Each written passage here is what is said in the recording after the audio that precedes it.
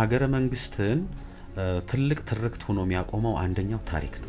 ኢትዮጵያዊነት የተፈተነበትን መንገድ መቼ ነው የተፈተነው? እንዴት ሳለፍ ነው? ፈጠራንና ቴክኖሎጂን የግድ አቅማችን ሊሆን የሚችለው እሱ ነው። ያ የነሱ ዘመን ነበር። የኛ ዘመን ደግሞ ይሄ ነው የሚጠይቀው ነው። ታሪክና ልማትንስ እስኪ እንዴት ነው የሚገናኙ? ከተማሪዎች ንቅናቄ ጀምሮ አሁን እስከ ለውጡ ድረስ ያለው ነው ትልቅ የኢትዮጵያ ፈተና ነበር። ታሪክ በዓለም ላይ የማይጠናበት ሀገር የለም። በራሱ በቅሎ ማለት ነው። የሌላ ተጽዕኖ የሌለበት ታሪክ የኢትዮጵያ ታሪክ ነው።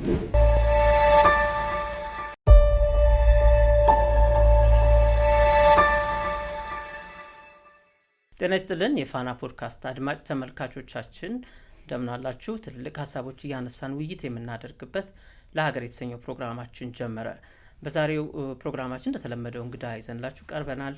እንግዳችን በአዲስ አበባ ዩኒቨርሲቲ የታሪክ ትምህርት ክፍል መምህርና ተመራማሪ ነበሩ። በአሁኑ ሰዓት ደግሞ የኢትዮጵያ ቅርስ ባለስልጣን ዋና ዳይሬክተር ሆነው እያገለገሉ ይገኛሉ። እንግዳችን ረዳት ፕሮፌሰር አበባው አያሌው ናቸው። ከእሳቸው ጋራ ታሪክንና አገርን የተመለከቱ ጉዳዮች እያነሳን ውይይት እናደርጋለን። ቴዎድሮስ ሳህለ ነኝ። እስከ ፕሮግራማችን ፍጻሜ አብራችሁን ልትቆዩ በአክብሮት ጋብዛለሁ። እንኳን ደህና መጣ። እንኳን ደህና ቆያችሁ። እንግዲህ ዛሬ ስለ ታሪክና አሁን ያለንበትን የሀገራችንን ሁኔታ ወደ ኋላም ወደፊት የሚሄን ውይይት እናደርጋለንና ጊዜህን ሰጥተህ እዚህ ስለተገኘ እናመሰግናለን። እንደው የመጀመሪያው ጥያቄ ሀገራችን እንግዲህ ለሺህ ዓመታት ታሪክ ያላት ሀገር ናት። የራሷ የሆነ ልዩ የሆነ አፍሪካ ውስጥ ሆና ደግሞ የራሷ የሆነ የተለየ ባህሪ ያለው ታሪክ ያላት ሀገር ናት።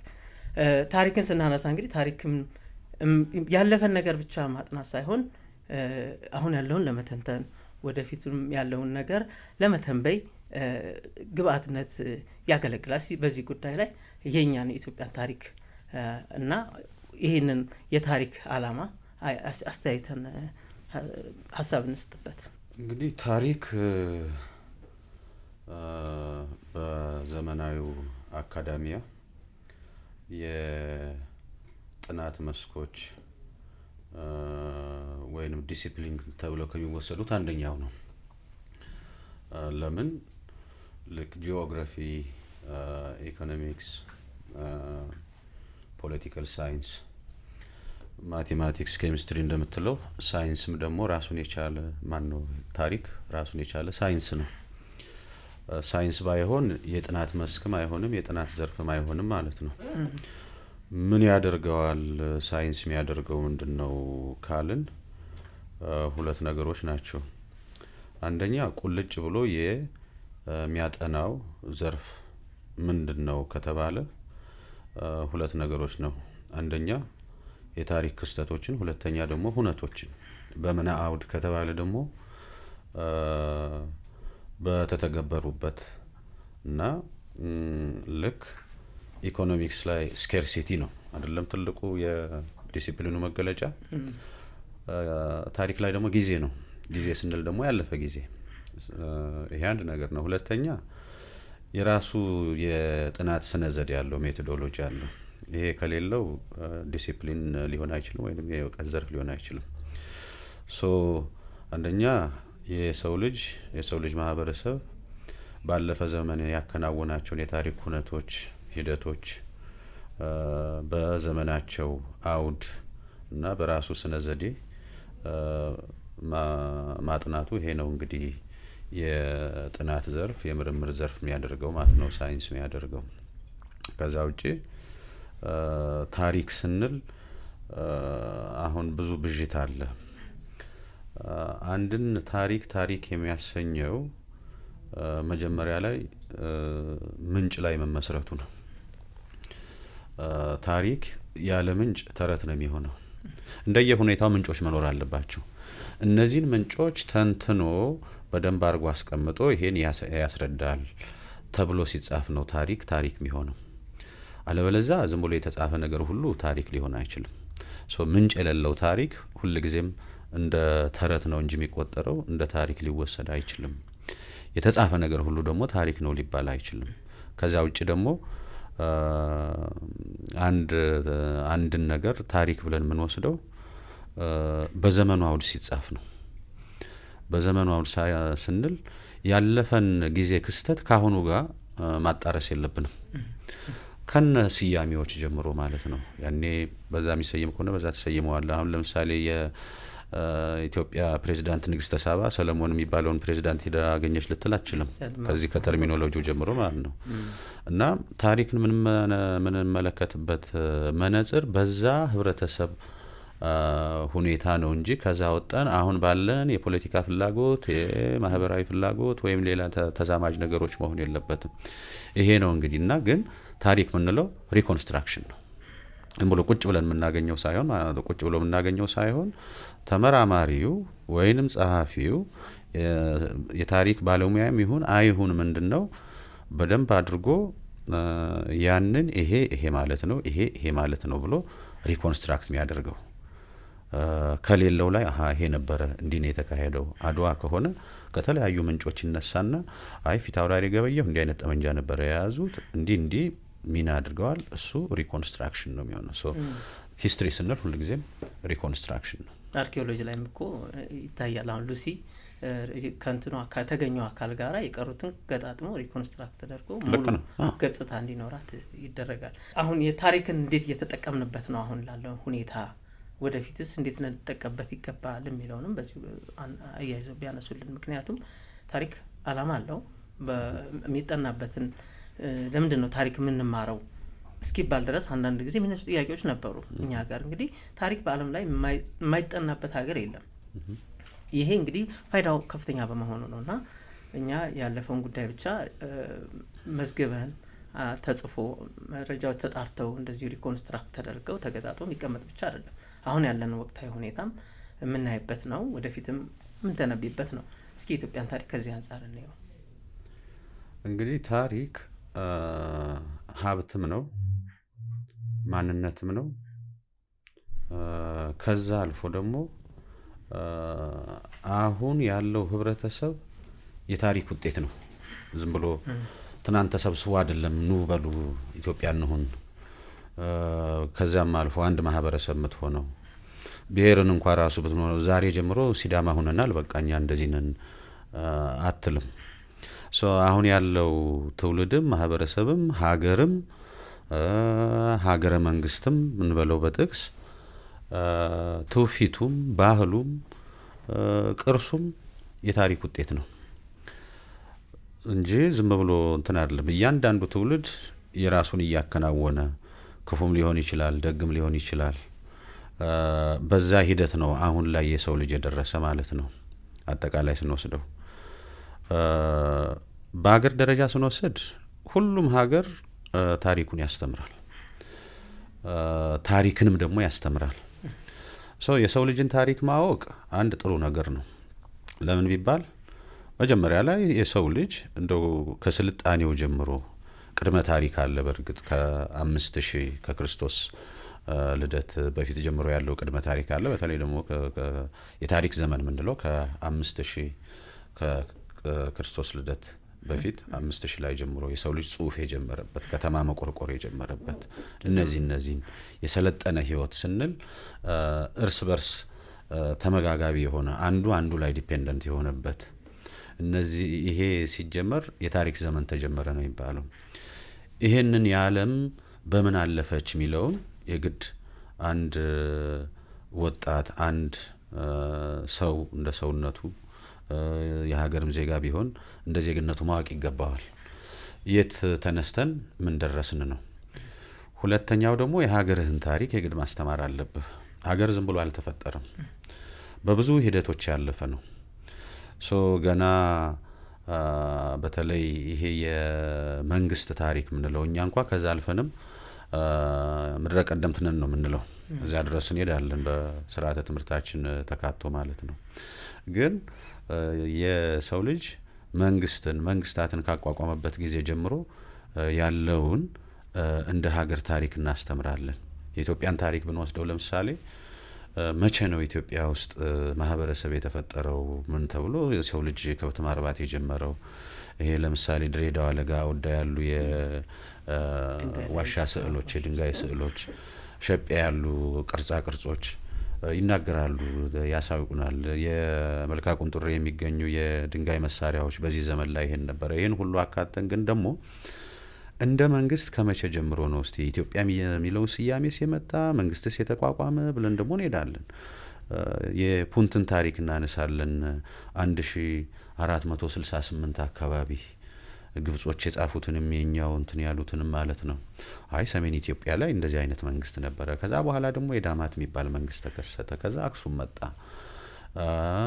ከዛ የዛጉዌ ስርወ መንግስት የዛጉዌ ስርወ መንግስት በኋላ ምንም ስሪቱን ሳይለቅ ወደ ሰለሞናዊ ስርወ መንግስት በዚያ ጎን ለጎን ደግሞ ሻርካ የሚባል መንግስት አሁን አርሲ አካባቢ፣ ባሌ የሚባል መንግስት አሁን ባሌ ተራሮች አካባቢ፣ የአዳል መንግስት፣ የምስራቅ ሸዋ እንትኖች፣ እነዚህ ሁሉ ሱልጣኔቶች አሉ።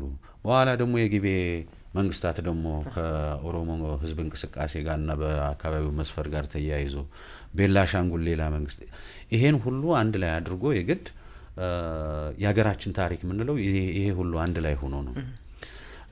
እዚህ ላይ አሁን አንዳንድ ትልቅ የሚፈጠር ስህተት አለ። ለምሳሌ ጋምቤላ ከተማዋን ብትወስድ ሌላው አካባቢ እንዳለ ሆኖ ማለት ነው። የመጨረሻ ጫፉ አካባቢ በሩጫ 1902 ነው የኢትዮጵያ መንግስት ወደ ይዞታው ያስገባት፣ አልነበረችም ነው። እዛ ላይ ያለ የኑወር ታሪክ ማለት ነው። የእሱ አፈ ታሪክ 4000 ዓመት ወደ ኋላ የሚሄድ ከሆነ ያ የኢትዮጵያ ታሪክ አካል ነው። እዛ ያለ ኑዌር ደግሞ ኢትዮጵያ ድንበር ውስጥ እስካለ ድረስ ማለት ነው የጉራ ጦርነት የራሱ ታሪክ ነው። የአድዋ ጦርነት የራሱ ታሪክ ነው እንጂ በዚህ ዘመን ላይ እንዲመጣህ አብረህ ነው እዚህ የገባህ ነውና ይሄማ አይመለከትኝም ልትል አትችልም። የሀገር ታሪክ ሲባል አሁን ባለው ኢትዮጵያን ብንወስድ ለምሳሌ የኢትዮጵያ ወሰን ያካለለው ቦታ አለ አይደለም እንዴ? በዛ ውስጥ የሚኖረው አርብቶ አደሩም ገበሬውም ሌላውም ነጋዴውም ባላባቱም በድሮ ዘመን አሁን ያለው ጄኔሬሽንም በዚህ ወሰን እስካለ ድረስ በዚህ ወሰን የተከናወነው ድርጊት ሁሉ የኢትዮጵያ ታሪክ አካል ነው እና አንድ ላይ አድርገን ምንጋራው ነው እንጂ ይሄ አንተ አንዳንድ ጊዜ ደግሞ አይ ይሄኛው ጦርነት እኮ እዚህ ቦታ ነውና የተካሄደ ስለዚህ እሱ እኔን ነው እንጂ የሚመለከተው አንተን አይመለከትም የምትለው አይደለም። የሀገር ታሪክ ስንል ይሄ ነው በአጠቃላይ ማለት ነው። የኢትዮጵያን ደግሞ ብዙ ጊዜ ለየት የሚያደርገው ሁለት ነገር አለ። አንደኛው ከቀደምት ስልጣኔዎች ኢትዮጵያ አንድ ናት። አፍሪካ ውስጥ እንደውም በራሱ በቅሎ ማለት ነው የሌላ ተጽዕኖ የሌለበት ታሪክ የኢትዮጵያ ታሪክ ነው። አሁን ግብፅን ውሰድ። በስልጣኔ ከሱሜር ቀጥሎ አሁን ኢራቅ አካባቢ ማለት ነው ሁለተኛው ስልጣኔ ነው። እስከ 5000 ዓመት ድረስ ይሄዳሉ። በኋላም ደግሞ 3010 ዓመተ ከክርስቶስ ልደት በፊት ምንድነው ልክ አፐር ኢጅፕትና ሎወር ኢጅፕት አንድ ላይ የተዋሃዱበት ሜነስ የተባለ ንጉስ ተነስቶ ግብጽ የሚባለውን ሀገር የፈጠረበት ነው። ግን ወዲያውኑ ሂታይቶች ይመጣሉ፣ እዛ ይቀላቅሏቸዋል። ከዛ ፋርሶች ይመጣሉ፣ ግሪኮች፣ አሌክሳንደር ተግሬት፣ ሮማውያን ይመጣል። ምን እያለ በቃ ይሄ ተጽዕኖና ከዚህም የውጭ ኢንፍሉዌንስም ያለበት ነው። የኛ በአብዛኛው ስትወስደው ምንድነው መንግስት ተቋቋመ ወደ 1468 አካባቢ እንግዲህ የምናውቀው ማለት ነው ምንጮች ከክርስቶስ ልደት በፊት ሀጼፕሱት የምትባል የግብጽ ንግስት ነበረችና የኮመርሻል ኤክስፔዲሽን ወደ ፑንት ወደሚባለው አሁን ኤሪትሪያን ሰሜን ኢትዮጵያን አካባቢ ያካተተ እዛ ላይ ንጉስ ነበረ። ንጉስ ካለ መንግስት አለ ማለት ነው። ያ ስርወ መንግስቱ እየተቀያየረ መጣ። በተመሳሳይ ደግሞ ሌሎች ጥቃቅን መንግስታት ነበሩ በየጊዜው። የነዛም ታሪክ ነው አንድ ላይ እንትን የሚለው ሁለቱ የኛን ሀገር ታሪክ ለየት ያደርገዋል። አንድ ዝም ብሎ አንድ መንግስት ሜይንስትሪም ብለህ ይዘህ የምትሄደው ብቻ ሳይሆን በየቦታው ማነው በየአካባቢው በስልጣኔ ያበቡና መንግስትን የመሰረቱ ነበሩ። በሂደት ደግሞ ምንድነው ኢትዮጵያ ውስጥ እየገቡ እዛ ውስጥ ትልቁ መንግስት ውስጥ እየገባ አንድ ላይ የሆነ እየተዋሃደ የሄደ ነው። ከዛ ውጭ ግን የኢትዮጵያ ታሪክ ይሄ ከተጽዕኖ ውጭ የሆነ ወራሪ እንደዚህ ያላበላሸው ያው ጣሊያን ነው ያችን 5 ዓመት ተንገታገተ። የተወሰኑ የጋራዥና የምናምን የቴክኒክ ቮካብለሪዎችን ጥሎ ሄደ እንጂ ምንም የበረዘው ይሄ ነው ያደረገው ነገር የለም። በዛ በኩል የኢትዮጵያ ታሪክ ከሌላው የአፍሪካ ሀገር ከብዙ የዓለም ሀገራት ታሪክም የተለየ ነው። ወጥ የሆነ ታሪክ ነው። የኛ ታሪክ ተለጣጣቂነት ወይም ኮንቲኒቲው እንደውም የዛም እኮ የ5 ዓመቱም እኮ ሬሲስታንስ ስለነበረ እንደ ኦኩፔሽን እንደ ሙሉ መንግስት መስርተው ማስተዳደር አልቻሉም። እንግዲህ የኢትዮጵያ ታሪክ በብዙ መልኩ እንደው ከቅርቡ እንኳን ብንጀምር ከዘመነ መሳፍንት እንኳን ብንጀምር ከዛ ጊዜ ጀምሮ ግጭት ያላጣው ብዙ የጦርነት ጋር የተያያዘ ነው ታሪካችን እና እንደው በተለያየ የዘመን ቅጥልጥሎች እዚህ ደረስን። እንዴት ነው ከባለፈው ታሪኮቻችን እንዴት እየተማረን እየሄድን ነው? ታሪኩን እንዴት እየተረዳው ነው? ኢትዮጵያ ታሪክ ሲነሳ ብዙ ጊዜ የፖለቲካና የጦርነት ታሪክ ነው እንጂ የሌላ ታሪክ የለውም የሚል ብዙ ጊዜ የሚነሳና እንደ ትችትም ነው።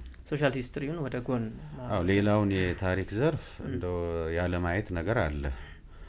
ይሄ እንደው አጠቃላይ ስንመለከተው ጦርነትና ግጭት የሌለበት ታሪክ የለም።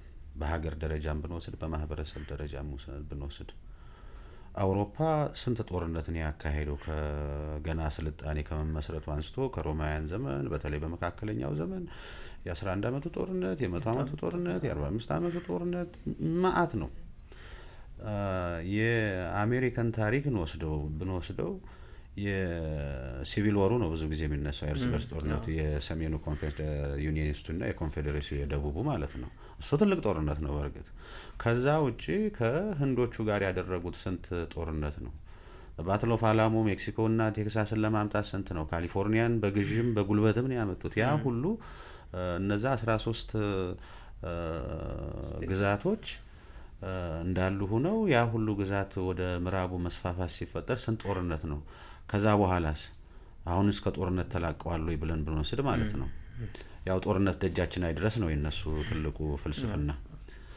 ሁሉንም ሀገር ብንወስድ አይደለም እዚህ አውስትራሊያ ያለውና አቦሪጂኒ ግጭት አለው።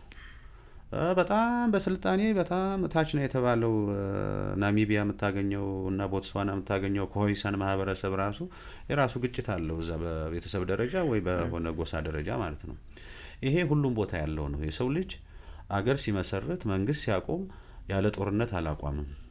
ድንበር ሲያሰምር ያለ ጦርነት አላሰመረውም። ዝም ብሎ በል ተስማምቶ ከዛሬ ጀምሮ ይሄ ነው ያለው ነገር አይደለም። ይሄ ሁሉ የግጭት እንትን ነው። ይሄን ስንወስድ የኛ ሀገር ከሌላው ሀገር በተለየ ሁኔታ እንደው ጦርነት አባዜ ይዞት ሁሌ ሲዋጋ ነው ወይ የኖረ ብንል አይደለም። እንደውም ከሌላው የዓለም አካባቢ ኢትዮጵያ ውስጥ ያለ ጦርነት በጣም ያነሰ ነው። አሁን የአክሱሞች ብዙ ጊዜ ትንሽ ዘመቻ የግዛት ማስፋፋት ዘመቻ ነው የሚያደርጉት። ከዛ ውጪ መርዌን አንድ ሄደው አሁን ሱዳን አካባቢ ማለት ነው ወግተዋል። ከዛ እስከ የመን ሄደው ግዛት ሲያስፋፉ ያም ጦርነት ግጭት ነው ዝም ብሎ መቼም በጉልበት እንጂ እንትን አይደለም።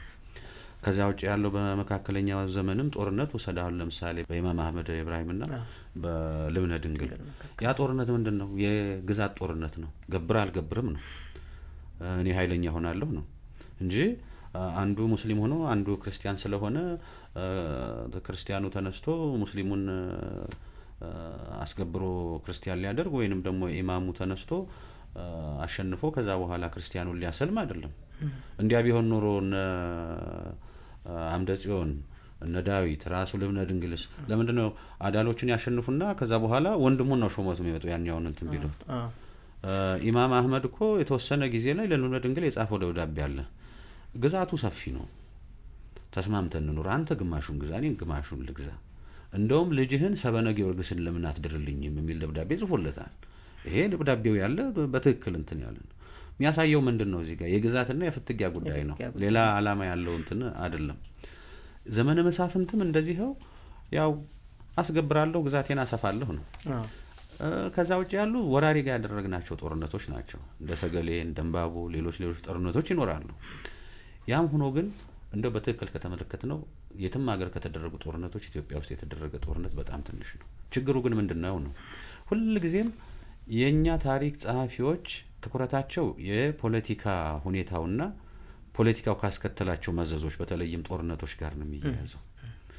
ሁለተኛ ምንጮቹ በአብዛኛው የሚያወሩት ፖለቲካውንና ጦርነቱን ዘመቻውን ነው እንጂ ማለት ነው ሌላውን ኢኮኖሚውን ስንት በሬ ሞተ እንዲህ አይነት በሽታ መጥቶ የሚለውን ነገር አልፎ አልፎ ነው የሚጽፉት። የውጭ ጸሐፍትን በብዛት ይመጡና ፖለቲካል ዴቨሎፕመንቱ ላይ ነው የሚያተኩሩት። ስለዚህ እነዚህ ምንጭ በቀላሉ ስለሚገኝባቸው ምንም ያለፉ ስላልሆነ ማለት ነው በአብዛኛው የተጻፈው ነገር ሁሉ ምንድን ላይ ነው የፖለቲካ ታሪኩ ላይ እና ከፖለቲካ ታሪኩ ጋር በተያያዙ ግጭቶች ላይ ነው እንትን ያለው። ታሪክ ስንል ለምሳሌ ማህበራዊ ታሪክ አንድ ነገር ነው፣ ሶሻል ሂስትሪ እዛ ላይ ብዙ አልተጻፈም። የባህል ታሪክ አለ፣ ካልቸራል ሂስትሪ፣ እኔም ማጠናው አርት ሂስትሪ አለ፣ የስነ ጥበብ ታሪክ። እነዚህ ላይ ገና አላስፋፋ ነው።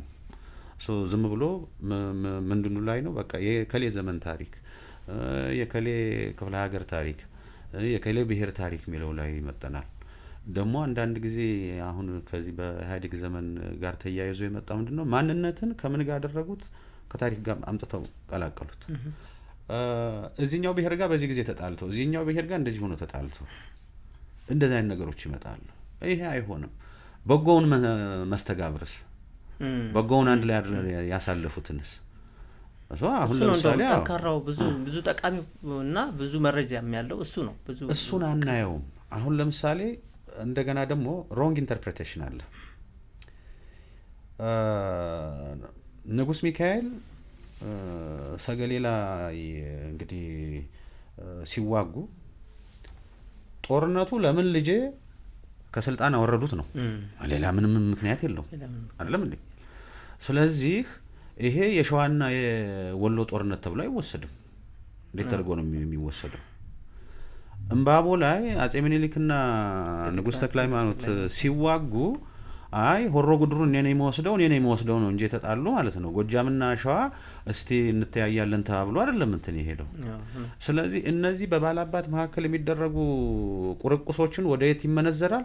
ወደ አካባቢና የህዝብ አይነት ጦርነት ይወሰዳል። አይደንቲቲ መሰረት ያደርጋል። እና ደግሞ ማይረዱት አብዛኛዎቹ ምንድነው በፊውዳል ስርዓት ሎያሊቲ ለቅርብ አለቃህ ነው ታማኝነትህ እና ፊውዳል ሎያሊቲ በቃ ኢሚዲየት ለሆነ ነው። እንደውም አንድ ተረት እሷን በደንብ እንትን ትላለች።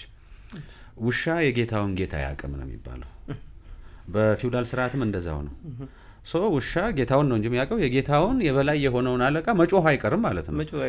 ስለዚህ የንጉስ ተክለ ሃይማኖት አይደለም ማለት ነው ወይም የአጼ ምኒልክ የራስ ጎበናንና የደጃች ደረሶ ስር ያለው እንኳን ብትለው ማለት ማን ነው የምታውቀው ብትለው የደጃች ደረሶ ንጉስ ተክለ ሃይማኖት ነው ያውቅም። ማን ነው ደጃች ደረሶን ነው የሚያውቅ።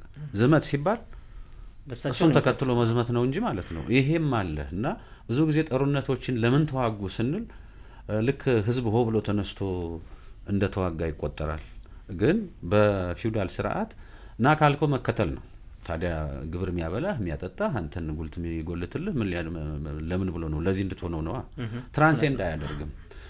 ግጭቶችና ጦርነቶችን ስንመለከት በዚህ መንገድም መሆን አለበት እንጂ ዝም ብለን ሰዎቹ እንደሚሉት እምባቦ ጎጃምና ሸዋ ሰገሌ ሸዋና ወሎ የተዋጋበት እየተባለ በተሳሳተ አተረጓጉም ብዙ የታሪክ መዛባቶችም ይመጣሉ። ግን ዞሮ ዞሮ ምንድነው የፖለቲካ ታሪካችንና የዚህ የጦርነት ታሪካችንን ብዙ ጊዜ ሁሉም በተደጋጋሚ ይጽፈዋል። ሁለተኛ ደግሞ ለፖለቲካ ግብዓትም እንደ እንትን ያገለግላል። የሆነች ነገር ስትመጣ እነዚህ ስስ ብልት ስለሆኑ በቀላሉ መቀስቀሻና የህዝብ ልብ መግዣ ይሆናሉ። እንደው ወደ ሰፋ ወዳለው ነገር እንግባና ታሪክ ለወል ትርክትና ለሀገረ መንግስት ግንባታ ትልቅ አስተዋጽኦ አለው። ቅድም እንዳልነው ታሪክ እንደዚህ እዚህ የደረስነው የብዙ ነገሮች ድምር ውጤት ነው።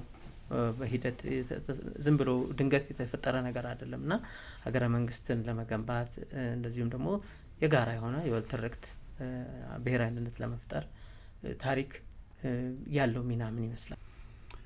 ታሪክ ሀብት ነው። ሀብትም ሁለተኛ ደግሞ የማንነትም መነሻ ነው።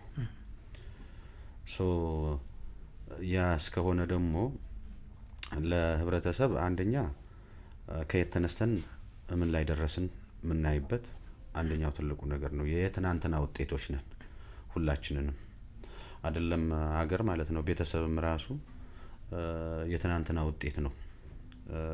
እያንዳንዱ ቤተሰብ እዚህ ለመድረስ ስንት ያለፈበት እንትን አለ። ያ እስካለ ድረስ ወጣቱን የታሪክ ትምህርት የሚሰጥበትን ምክንያት፣ ሁለተኛ በሀገር ደረጃ እንደውም እኛ ሀገር የለም እንጂ የታሪክ ጥናት በሀገር ደረጃ በመንግስት ድጎማ እየተደረገ ይጠናል እና የዚህ ሀገር ታሪክ ይሄ ተብሎ ኦፊሻል ኤዲሽን ይወጣል በደንብ እንትን ተብሎ ማለት ነው። ለምን ቢባል በክፉም በደጉም ያ ሀገር ያለፈበትን ህብረተሰቡ ያለፈበትን የግድ መዘከር ያስፈልጋል። ለአሁን ማንነታችን እሱ ነው መሰረቱ ማለት ነው። ሁለተኛ ደግሞ ታሪክ ሀብት ነው ስንል አሁን ቅርስን ብትወስደው የታሪክ አካል እኮ ነው። ታሪክ ስንል ዝም ብለን የኢትዮጵያ ታሪክ ከአጼ ልብነ ድንግል እስከ አጼ ቴዎድሮስ ተብሎ የተጻፈው መጽሐፉና እንትኑ አይደለም፣ የምንተርከው ነገር አይደለም። ታሪክ ትሮት ያልረፈ ተጨባጭ ነገር አለ። ያ ቅርስ ነው። ጎንደር ቅርስ ነው። ላሊበላ ቅርስ ነው። የታሪክ አካል ነው። ምንድን ነው ማለት ነው? ሀብታችን ነው። ያንን ቅርስ ማልማት ማለት ታሪክን ማልማት ነው። ሌላ ምንም ነገር አይደለም። ታሪክ ይሸጣል፣ ገንዘብ ያመጣል። አድዋ ላይ ፊልም ቢሰራ ባይኖር ኖሮ ምንም አይታሰብም አይደል እንዴ? ግን ሁነቱ አለ። እዛ ላይ በሚገባው ደረጃ ሰርተህ ገንዘብም ልታደርገው ትችላለህ፣ ህብረተሰብም ታንጽበታለህ። የጂጂ ዘፈን ምንድን ነው? ገንዘብ ነው አይደለም እንዴ? ሆነ ያ ክስተት ነው። ለእሷ ብቻ አይደለም ለሀገርም ነው። ታሪክ ሀብት ነው በአንድ በኩል። ሁለተኛ ሀብትነቱ ደግሞ ማናስበው ረቂቅ ሀብት ነው። በጣም ኢንትሪንሲክ የሆነ ነገር፣ ኢንቪዚብል የሆነ ነገር ታሪክ ውስጥ አለ።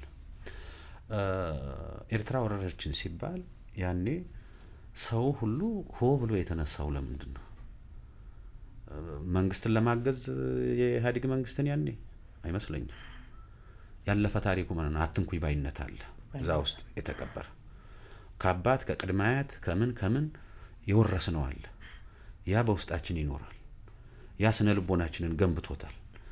የግላችንን ብቻ ሳይሆን የማህበረሰባዊ ስነ ልቦናችንን ገንብቶታል። በዚህ በኩል ደግሞ ትልቅ ሀብት ነው። በነገራችን ላይ የኢትዮጵያ የአናብስት ምድር ናት ልትል ትችላለህ አይደለም እንዴ?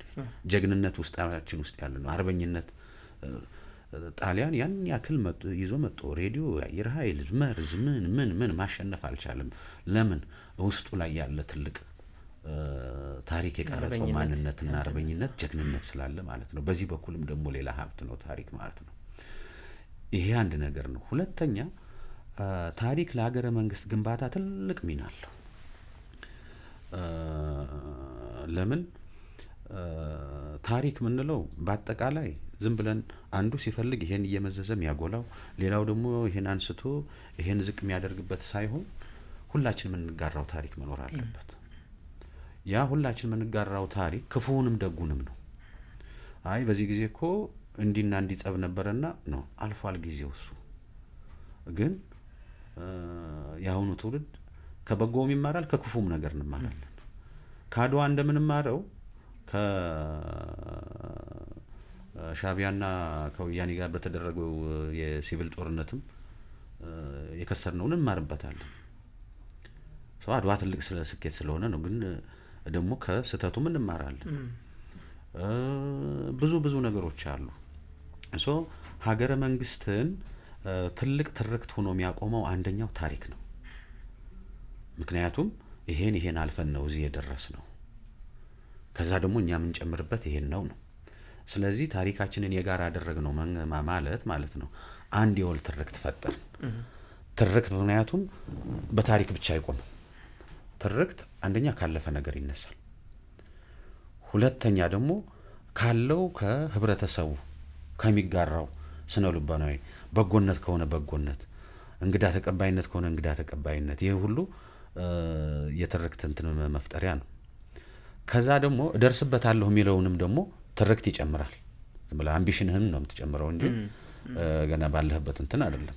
ባለህበት ቁመህ ወትሮ እኮ እንደዛ ነበርኩ እንደዚህ ነበርኩ እሱ አይሰራም። ወደፊትም ደግሞ መመልከት መቻል አለብህ።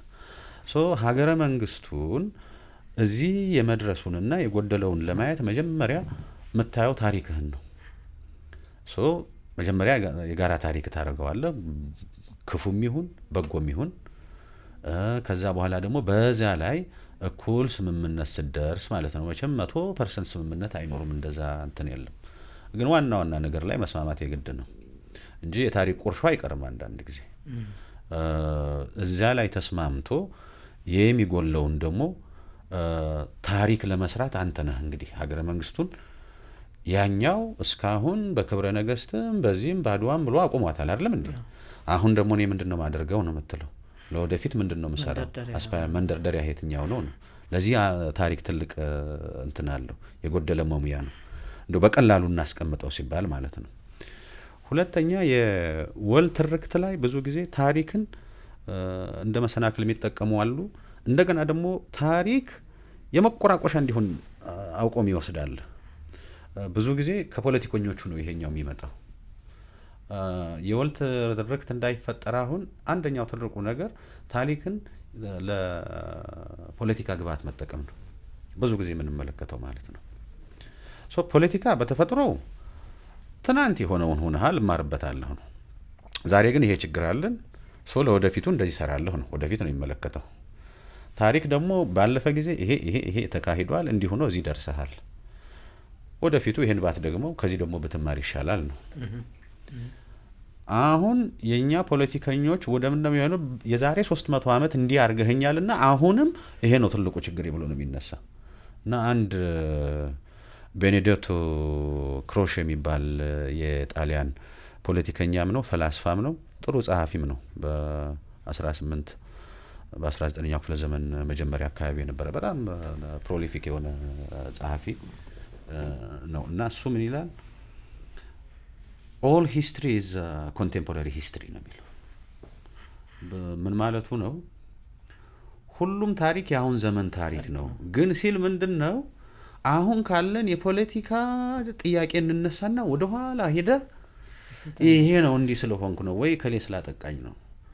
ታሪክን በታሪክነቱ ሳይሆን እያወቅ ነው ያለ ነው እየፈለግ ነው ያልሆነው አሁን ያለንን ኢኮኖሚያዊ፣ ማህበራዊ፣ ፖለቲካዊ ችግር ለዚያ ማሳመኛ መቀስቀሻ እና ለፖለቲካ ጥቅም እያዋል ነው ነው ትልቅ አባባል ነው ያለው። በነገራችን ላይ የኢትዮጵያንም ሁኔታ ይሄ ገልጸዋል። በነገራችን ላይ ነገ ፖለቲከኛ ሆነህ ምታሳልፈኝና የተሻለ ደረጃ ምታደርሰኝ ከሆነ ትናንት ከትናንት ወዲያ የተካሄደች ትንሽ ቁርሾ ነቅሰህ ለምን እዚህ ላይ የፖለቲካ ማሳመኛ ታደርግልኛል? ለምን ሳምንሃለሁ? እንደዛ የምታደርግ ከሆነ ነው ታሪክን ፖለቲከኛ ከታሪክ የሚማር ከሆነ ማለት ነው በጎውን ይማር ከክፉም ከስተቱም ይማር። ግን ያን ዘመን ወደ ኋላ ሄዶ እንዲህ ነበርና አሁንማ እንዲህ ነው ከነዚህ ጋር እንደዚህ አንፈልግም ይሄ ነው ማለት ይሄ የታሪክ ድርሻውም አይደለም። ታሪክ የሚጠናውም ለዚህ አይደለም፣ የሚጻፈውም ለዚህ አይደለም። እና ብዙ ጊዜ አሁን ያለው ወጣቱን ትውልድ መታደግ የምንችለው በተለይ ይሄ ፖለቲከኛ የሚጽፈውን ታሪክ በማስተካከል በኩል እሱ ጋር እንደው የማሚና ምን መሆን አለበት የሚለው በዛው ጠቅሰው ጥሩ ነው። 3 ነገሮች አሉ። አሁን እንደው ከዚህ በፊትም በተለያዩ መድረኮች በተለይ በታሪክ ባለሙያዎች ማህበር ተቋቁመው ብዙ አልተንቀሳቀስም እንጂ በዛ ማንስተናቸው ነበረ። አንደኛው የታሪክ ምሁራን እዚህ ላይ ትልቅ ሚና መጫወት አለባቸው። አንድ ታሪክ ተዛብቶ ለፖለቲካ ግብዓት ሲውል ይሄ ትክክል አይደለም ብሎ መናገር በተገኘው ሚዲያ በእንትን የታሪክ መምህሩ ግዴታ ነው። አንድ ሐኪም መቼም ጥቁር አንበሳ እየሰራ በየካቲት በኩል እያለፈ አንድ ድንገተኛ አደጋ ተፈጥሮ እዛ ሰው ተዘርሮ ቢያይ ጥቁር አንበሳ መለከተዋል ብሎ አያልፍም አይደለም፣ ግዴታው ነው። ስለዚህ ከፖለቲካ መነካካትም አይደለም ከምንም አይደለም። ታሪክ የተማርነው ለዚህ ነው። የታሪክ ባለሙያ የሆነው ለዚህ ነው። ስለዚህ አመቸም አላመቸም ፖለቲካዊ ኮንሲኩዌንስ አመጣም አላመጣም መናገር የግድ ነው። ያ አንድ ነገር ነው። ግን ደግሞ የመናገሪያ መድረኩን ደግሞ መፍጠር አንድ ነገር ነው። ዝም ብሎ በተናጠል እንትን ከማለት ማለት ነው። እሱም በኋላ ተቋም ሲሆን ጥሩ ይኖራል። ስለዚህ ምንድነው የታሪክ ባለሙያዎች ማህበር በጥሩ ሁኔታ ቢደገፍና አስፈላጊው ፕላትፎርም አሁን በተለይ ብዙ ሚዲያ አለ፣ ኤሌክትሮኒክ ሚዲያ በብዙ መድረስ ይቻላል። ይሄን ስህተት ነው፣ ይሄን እንደዚህ ነው፣ ይሄን እንደዚህ ነው፣ ይሄን እንደዚህ ነው ብሎ የማስረዳት ያ መሆን አለበት። በተናጠል እንደ ምሁርም እንደ ግለሰብም፣ ሁለተኛ ደግሞ እንደ የሙያው ማህበር አባል ሆኖ እሱን ማስተካከል እነዚህ ሁለት ነገሮች ናቸው። በአብዛኛው ምንድነው የባለሙያው ዝምታ ነው ሚዲዮክራሲን እንዲነግስ የሚያደርገው። ትክክለኛው ባለሙያ ይሄ ነው ብሎ ካልተናገረ ማለት ነው እዛ ጋር ትንሽ ጫፍ የያዘው ዋናው አዋቂ ሆኖ የሚቀመጠው እሱ ነው። ብዙ አሁን በማህበራዊ ሚዲያ ላይ እንደው ይሄን አፍ የሚያስይዙ ዝም ብለው ስህተቶችና እንደዚህ ፈጠራዎች አሉ። ይሄ ሁሉ ምንድነው የኛም ዝምታ ነው። ግን የግድ ጥሩ ፕላትፎርሞች ተደራሽ የሆኑ ፕላትፎርሞች መኖር መቻል አለባቸው። የታሪክ ባለሙያዎችም ደግሞ እንደሌላ ባለሙያዎች አሁን ሌላው ባለሙያ ብዙ ገንዘብም ድጋፍም ያገኛል። ሕክምና ቢባል ኢንጂነሪንግ አርኪቴክት ቢባል አለው ሙያውም ጀነሬት ያደርጋል። ታሪክ ብዙ ጀነሬት አያደርግም። ለዛ ነው ድጋፍ የሚያስፈልገው ዞሮ ጥቅሙ ለሀገር ስለሆነ። ከዛ ውጭ ግን አንድ ትልቅ ችግር ምንድነው ታሪክ ማንም ዘሎ የሚገባበት ሙያ ሆነ። አሁን መቼም ይሄ ምንም ይማር ምን አይማርም ኮንስተንታኝ ይሆናል። ሰው መንቀፊያ አይደለም። ጋዜጠኛም የመሆን አዝማሚያ አለ ብዙ ጊዜ። ግን ጋዜጠኝነት ትልቅ ፕሮፌሽን ነው፣ ትልቅ ዲሲፕሊን ነው። ኮንስተንታኝ መሆንም የራሱ እንትን ይኖረዋል። ታሪክም ደግሞ ማንም ዘሎ ሲጽፈው ታየዋለህ። ለምንድን ነው ቢባል የዲሲፕሊኑ ሌቨል ኦፍ አብስትራክሽን በሌላው ዘንድ አይታወቅም። በቀላሉ የምትሰራው ይመስልሃል። አሁን ለምሳሌ እስቲ ተነስና ስለ ኢትዮጵያ ታሪክ እንደዚህ ጽፈሃል፣ ስለ ኢትዮጵያ ኢኮኖሚ ደግሞ ጻፍልኝ ብትለው አይጽፍም። ለምን? የኢኮኖሚክስ አብስትራክሽን ከበድ ያለ ነው ከታሪክ ውስጥ። እዛ ውስጥ ስታቲስቲክስ ልትገባ ነው። ይሄ ነው ልትል ነው፣ አይጽፈውም። ስለ ፊዚክስ ጻፍልኝ ብትለው አይጽፈውም።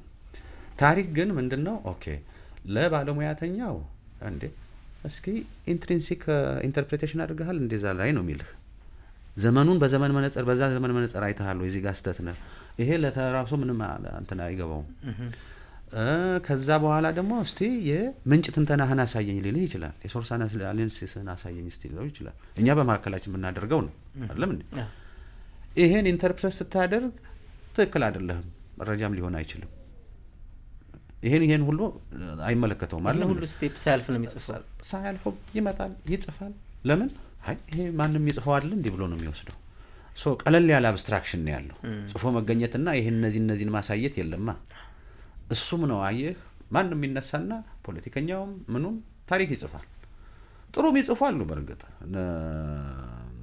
ተክለ ጻድቅ መኩሪያ እኮ ያው አንዳንድ መጽሐፍቶቻችን ላይ ችግር ቢኖርም ማለት ነው ጥሩ ጻፊ የሆኑ ነው የመጡት ወደ በኋላ በጣም ፕሮፌሽናል የሆነውን በሚያስንቅ ደረጃ ማለት ነው። ምንድነው ክብር ሰጠው ነው የያዙት።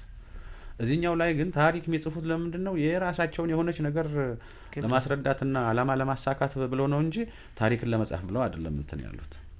የዲሲፕሊኑ ሌቨል ኦፍ አብስትራክሽንም ቀለል ስለሚል ማንም እየዘለለ ይገባል ይጽፈዋል። እሱም ነው አንደኛው ትልቁ ነገርና በተለይ እንደው መሆን ያለበት ይሄ የታሪክ ባለሙያዎች ማህበር ትንሽ ጠንከር ቢል እና አንዳንድ ፕላትፎርሞችን ቢፈጥር በጣም አንጋፋ ትላልቅ እንዲሁም ወጣት እሳት የላሱ በጣም ትንታግ የሆኑ የታሪክ ባለሙያዎች አሉ። ብዙ ነገሮችን ማርከስ የሚችሉ ፉርሽ ማድረግ የሚችሉ ማለት ነው።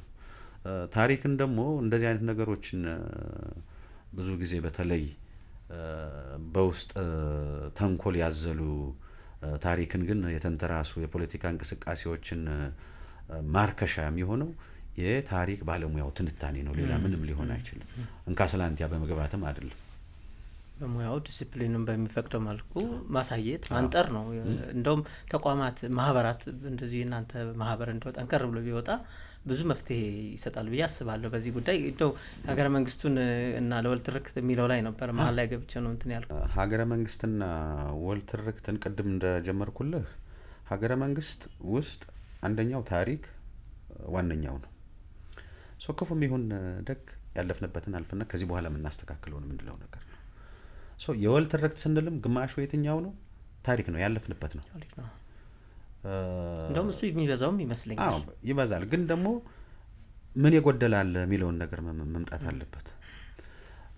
ለሀገረ መንግስት ግንባታ ታሪክ ትልቅ አስተዋጽኦ ያደርጋል። ሀገረ መንግስት ግን ተገንብቶ የሚያልቅ ነገር አይደለም። በልካችን ላይ ዘመኑ ጋር እኩል እንዲሆን ነው የምታደርገው። የዛሬ 50 ዓመት የተሰራ ጥሩ ነው ለሀገረ መንግስት ህገ መንግስት አቁመህለታል። ለምንድን ነው አሜሪካኖችም ሌሎችም አመንድ እያደረጉ የሚሄዱት? የሀገረ መንግስት ግንባታ አካል ነው። እያሻሻልከው እዛ ላይ ሰፊ ሚና ይይዛል። የወል ትርክት ላይ ነው በተለይ አሁን ታሪክን መጠንቀቅ ያለብን። ለምን አሁን ቅድም የቤኔዲክቶ ክሮሽን ያነሳሁልህ የወል ትርክት እንዳይፈጠር ስለሚያደርጉ ነው። ከአሁኗ ችግር ላይ ተነስቶ ታሪክን ማጣቀሻ እያደረግ የጋራ ታሪክ እንዳይኖርን በታሪክ እንዳንስማማ የማድረግ ስራ ነው እየተደረገ ያለው ማለት ነው። ይሄን መተው ነው የመጀመሪያው ነገር። ክፉም ይሁን በጎም ይሁን እስካሁን አሁን ባለው የኢትዮጵያ ወሰን ውስጥ የተደረገ የታሪክ ድርጊት ሁሉ በቃ የኛ ነው፣ ኩነት ታሪካችን ነው። ክፉም ይሁን ደግ የጀርመን ታሪክ የሂትለርን ታሪክ ይጨምራል እኮ። ምንም ታሪክን አጥለው አንድ ዶክተር ደኛቸው ብዙ ጊዜ የሚሉት ነገር አለ። ታሪክን እንደ ሻንጣ እዛ የሆነ ባቡር ጣቢያ ላይ ጥለው ብትሳፈር ቀድሞ ነው የምታገኘው። ታሪክ ክፉም ይሁን በጎ አብሮን ነው የሚኖረው። ስለዚህ ልንክደው አንችልም፣ ልናጠፋው አንችልም፣ ሆኗል። ስለዚህ መማር ነው። የወል ትርክት የምንለው በዚህ ላይ መስማማት ስንችል ነው። አማራነት፣ ኦሮሞነት፣ አገውነት፣ ሽናሻነት፣ ሀመርነት፣ ሶማሌነት፣ አፋርነት ኢትዮጵያ ሳትኖርም ኖሯል እኮ በነገራችን ላይ ከህዝብ አኳያ ስንወስድ ህዝብ ያን ባህል ቋንቋውን ሲፈጥር ኢትዮጵያ የለችም ብለን ማሰብ እንችላለን። ኢትዮጵያ በኋላ የመጣ ነው። ለምን? የታሪክ ሂደቶች እያሰባሰቡን በዛ መሰባሰብ ደግሞ መበተንም ነበረ። አንዴ ይጠባል፣ አንዴ ይሰፋል። አሁን የወል ትርክት ካል የኢትዮጵያ ታሪክ ብለን ነው የምንነሳው አይደለም እንዴ? የኢትዮጵያ ታሪክ ከሆነ ደግሞ ይሄን ሁሉ ግሳንክስ የያዘውም በጎውንም ክፉውንም የኛ ነው ብለን መቀበል ነው። በዚያ ውስጥ ደግሞ ይሄ የኔ ነው፣ ይሄ አንተ ነው፣ አይ የለም እዚህ ላይ አይመለከተኝም፣ አንተን ነው የሚመለከተህ፣ ይሄ ደግሞ እንትን ነው። ይሄ ነው ትልቁ ችግር። እና ታሪክን ከስር ከመሰረቱ ይሄ ወል ትርክት ለመፍጠር ታሪክ ላይ መግባባት ያስፈልጋል። ያን ለመግባባት ግን ብዙ ነገሮች ያስፈልጋሉ። ምክንያቱም ከፖለቲካችን ውስጥ አብዛኛው የፖለቲካ እንቅስቃሴ ዋና መነሻና እንዲሁም ህዝብን ማሳመኛ እየሆነ ያለው እነዚህ የተዛቡ የታሪክ ትርክቶችና ታሪክን ሆን ብሎ በተወሰነች መንገድ ብቻ ቆንጽሎ አንስቶ የማውራትና የመጠቀም ነገር ነው። ይሄ ብዙ ስራ የሚጠብቀን ይመስለኛል። በዚህ ረገድ ሀገረ መንግስት ግንባታና የወል ትርክትን በመፍጠር ረገድ ታሪክ እንግዲህ ቁልፍ ሚና እንዳለው አይተናል። ታሪክና ልማትንስ እስኪ እንዴት ነው የሚገናኙት? በሁለት መንገድ ነው የሚታይ። አንድ ካለፈው መማር፣ ሁለተኛ ደግሞ ታሪክ እንደ ወረት ለልማት ምን ይሆነናል ነው። አሁን አንደኛው ነገር ታሪክ ሀገርን ከመሰረተ የህብረተሰብን ልቦና እንትን ካለ ልክ የጦርነት ጊዜ የማንን ሀገር ማን ይነካል የአንበሶችን ሀገር ብሎ እንደሚነሳው ማለት ነው። አሁን እዛ ላይ ነው መስራት ያለበት። መቼም ኢትዮጵያዊ ሆኖ ሱዳን አያርገውና ሱዳን ሊገዛህ ነው፣ ቦታህን ሊወስድ ነው፣ ወይ ኤርትራ እንዲህ ልታደርግህ ነው ቢባል እጁን አጣጥፎ የሚቀመጥ የለም፣ ምንም እንትን የለም። እንደዛ ሁሉ ማለት ነው የጊዜው አርበኝነት የጦር አርበኝነት አይሆንም። ጦርነት እንግዲህ መቼ እንደሚመጣ አይታወቅም። የዓለም ሁኔታ መቼ እንደሚቀያየር አይታወቅም። ግን አባቶቻችን በጊዜው በነበረው በጋሻም በጦርም በፈረስም ሆነው አሸንፈዋል።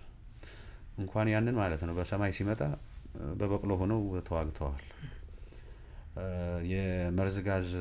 የመርዝ ዝናብና ጋዝ ሲዘንብባቸው ችለዋል።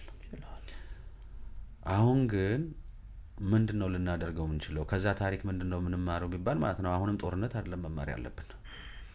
አሁን እዚች ቁጭ ብለን የዓለምን ኢኮኖሚ እንዴት እንደምንዘውርበት ቴክኖሎጂው ከደረስ ላይ መድረስ፣ ያሁን ጦርነት ደግሞ ስትራቴጂክ ጦርነት ነው፣ እዛ ላይ መስራት።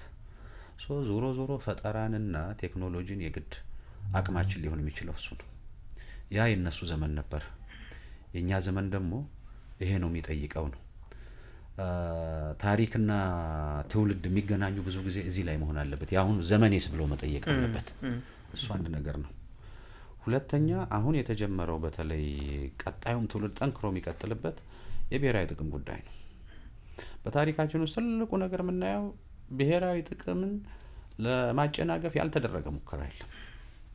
ኢትዮጵያ በጦርነት ትታመስ፣ በሃይማኖትም ምክንያት እንደዚህ ነገሮችን የመፍጠር ብዙ ናቸው። በነገራችን ላይ ምን ለምሳሌ አንዱን እንኳን ብናነሳ አቡነ ማቴዎስ ምኒልክን እንትን ብለዋል፣ አንግሰዋል፣ ቀብተው እና በኋላ ምኒልክ 1900 እንትን 11 ሚኒስቴር መስሪያ ቤቶችን አንድ ሹም 12 አጠቃላይ የፖስታ ሹምና 12 ሚኒስቴር መስሪያ ቤቶችን ለማቋቋም ነበር የፈለጉት። እና ትምህርት ሚኒስቴር በኋላ ከጣሊያን በኋላ ነው የተቋቋመ በእኛ ሀገር ማለት ነው፣ ከድል በኋላ። ለምን ቢባል የትምህርት ሚኒስቴር መሆነውን የነኝ ብለው ቁጭ አሉ። አባሱ አዎ መገዘትም ደግሞ ይችላሉ፣ መብታቸው ነው። ዛሬ ለጊዜው ይቅር ተባለ። ምንድነው ቢያድግ ትምህርቱን ትንቢል ይሄ ነገር ከተማር ከአይንህን ከገለጥክ ይመጣል አይደለም። እሳቸው ግብጻዊ ናቸው። በሌላው አናማቸውም ባዶዋን በምንም። እዚህ ጋር ግን ነበር እዚህ ድረስ ይሄዳል ማለት ነው። ይሄ ብሔራዊ ጥቅም የምንለው ነገር ዝም ብለን የፖለቲካ ሪቶሪክ አይደለም። ከፖለቲካ መዝገበ ቃላት ዝም ብሎ የመጣና የምናቀነቅነው ነገር አይደለም። ለዘመናት ያጣነው ነገር ነው። ህዳሴ ግድብ ያስተምረን ይሄን ነገር ነው። ያን የቆየ ዘመን አርበኝነትም ጦርነትም ምንም አሸንፈናል፣ መከራ አልፈናል። አሁን ግን እዚህ ላይ ግብ የምንገጥምበት ነው። የፈለገ ይመጣ የባህር በር ይሁን ወንዝን መጠቀም ይሁን ማዕድንን ማውጣት ይሁን የፈለገ ይሁን ማለት ነው። ይሄ አትሊስት ታሪክ ዞር ብለን ስንመለከት የሚነግረን ነው። ከዛ ውጭ ግን ኢኮኖሚው ላይ ካለፈው ምንም ማረው ነገር አለ። ኢትዮጵያ ለምን ደሃ ሆነች ብለን ስንወስደው በሁለት ነገር ነው። አንደኛው የኢትዮጵያን ሀገረ መንግስት እንግዲህ ሼፕ ሊሰጠው የሞከረ የመጀመሪያው ክብረ ነገስቱ ነው። ምክንያቱም የፖለቲካ ማዕቀፍ ይሰጠዋል። እዛ ላይ ማን ይነግሳል? ኦኬ ከዚህ የተወለደ ነው የሚለው ከሰለሞንና ከንግስተ ሳባ ቀጥታ ተወላጅ የሆነ እያለ ህጎችን እያወጣ ነው የሚሄደው። ከዛ በኋላ ህብረተሰቡን ለስንት ይከፍለዋል? ለሶስት ነው የሚከፍለው። ያው አራሹ፣ ቀዳሹ፣ አንጋሹ ማለት ነው። አንጋሹ ወታደሩና ባለባቱን ይዞ፣ አራሹ ያው ገበሬው ነው ገባሪው፣ ቀዳሹ ካህናቱ ነው። ስሪቱን በዚህ ነው የማህበረሰብ ስሪቱን በዚህ ያስቀመጠው። ኢንተርፕሬኒያል የሆነውን ነገር ረሳው ተው በቃ። ነጋዴ ቦታ የለው፣ የሶሻል እንትን የማህበራዊ ስሪት የእደ ጥበብ ስራ የለው። ያው ሆኗል አሁን ብናነሳውም ማለት ነው። አሁን አውሮፓውያኖቹ ደግሞ ወደ ምንድነው ወደ ጊልድ ቀየሩና ይሄን ነው እያሳደጉት የመጡት። እነሱ ገልብጠው ነው ገለበጡት እና ከፊውዳሊዝም ሲወጡ እንትን ያደረጉት። የኛ ተሸክመ ነው ቆየን። እሱ ምን አመጣ? ያኛውን በቃ ንቀኸዋል፣ ቤኔፊትም የለውም፣ ያችን ዝም ብሎ እንትን እያለ ይኖራል። ትንሽ ቦታ ነው የምትሰጠው። አሁን ባለጌ ይባላል፣ ስድብ ነው አይደል? ግን ምንድነው ባለ እጌ ማለት ቦታ ነው፣ ስፍራ ማለት ነው። ባለ ርስት አለ አይደል? ባለ ርስት ተወላጅ ነው አለ፣ ቆጥሮ ነው የሚያገኘው እዛ ጋር የከሌ ልጅ ነኝ አለው አይደል እንዴ? ባለጌ ግን እጌ ደጃዝማች ወይ የሆነ ባላባት ይሰጠዋል። ራስም ሊሆን ይችላል፣ ንጉስም ሊሆን ይችላል። መስፈሪያ መቀመጫ ማለት ነው። ይሄ ትውልዱን ማይቆጥር ማለት ነው። ባለጌ ማለት ነው ይሄ ባለ ጥበቡ፣ አንጥረኛው፣ ቆዳ ሰሪው ምኑ ነው። እና ባለጌ ስድብ የሆነበትም ለዚያ ነው። እዚህ ጋር ይያዛል። አሁን ጎንደር ለምሳሌ ባለጌ ሰፈር የሚባል ነበር።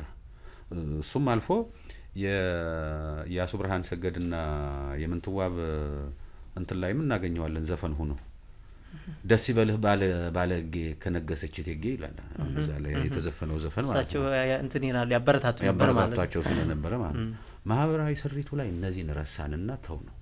አሁንም ምንድነው ይሄ አገር ዝም ብሎ በፖለቲካል ሳይንሱ በታሪኩ ወይንም በኬሚስትሪ በምናደርገው ሊቅ ሆነን በእንትን በማለት አይደለም። በነገራችን ላይ እዚህ ላይ ነው ቴክኖክራት ሆኖ መሄዱ ላይ ነው ትልቁ ስራ ማለት ነው። እና ትልቁ አየህ የማህበራዊ ስርዓታችን ዝም ብሎ ይዞን ጠፍንጉን እና ከአብዮቱም በኋላ መሻሻል አልመጣም እኮ አሁንም ድረስ አለ ስሜቱ። ቲቬት ተቋቁሞ እየተንደፋደፍን ነው። የግድ እሱን ነው ይሄ ቴክኖክራቱን እንትን የመስራት እንትን ነው እሱም ያስፈነጥረን ይመስላል። ከዚያ ውጪ የእንብላው የኢኮኖሚ ስርዓት ነው የኢትዮጵያ ስርዓት የነበረው። ያው በፊውዳሉ እንትን ታስገብራለህ፣ ሲሶም ይሁን ሩብ ታስገብራለህ፣ ባላባቱ ግብር ያበላል። ባላገሩ የምትቀረው ትንሽ ናት፣ እሷን በልቶ ይጨርሳል፣ አታቆየውም። እንደው ትንሽ በጎተራ ዝም ብለው ለክፉ ቀን ብለው ያስቀምጣሉ እንጂ ለሀገር ብለው ሪዘርቭ ያስቀምጡት ነገር የለም። ቁጠባ ያለ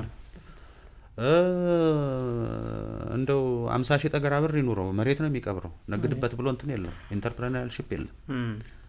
ያ አሁን ስለቆናል ወይ እንደው ስናስበው የመንግስት ግብር ለቆን ሊሆን ይችላል፣ ግን ከድግስና ከቁጠባ የትኛውን እንመርጣለን? በአብዛኛው ነገር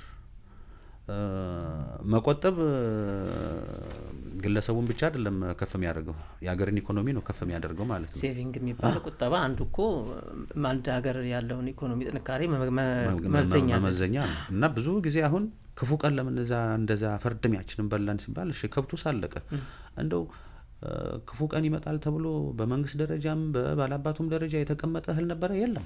የተራበ እነሱ ናቸው። አሁንም እኮ አገር ቤት እንደዚህ ነው። ለአመት የሚያደርስ እህል ማስቀመጥ ሁኔታው አሁንም አልተቀረፈም ብዙ ጊዜ። እና ኢኮኖሚና ታሪክና ልማት ስንል በታሪካችን ስህተት ከሆኑት ነገሮች በተለይ ብዙ ከታገልናቸው አሁን ከብሔራዊ ጥቅም አኳያና እነዚህ ደግሞ በተለይ ኢንተርፕረነርሺፕን ያለ ማበረታታት በዛ ውስጥ ገብቶ ልማድ ሆኖ ቀረ። በቃ እነዛ ላይ መግባት ነውር ነው። አሁንም ብዙ ሰው ቢሮ መቀመጥ ነው እንጂ እና እስክሪብቶ ወረቀት ይዞ ፈርሞ መስራት ነው እንጂ የሚፈልገው ወይ ዶክተር ሆኖ ወይ ዳኛ ሆኖ ነው እንጂ ያንን ጣውላ ፍቆ እንትን አድርጎ ቆርጦ እንትን ብሎ ያ ነው ሀገርን ያቆመው በሌላ ስፍራዎች ስንወስድ ማለት ነው። ከነዚህ አይነቶቹ ብንማር ይሻላል ነው የምለው በታሪክና ልማት ነው። ብዙ ጊዜም በማህበረሰባችን የሚታይ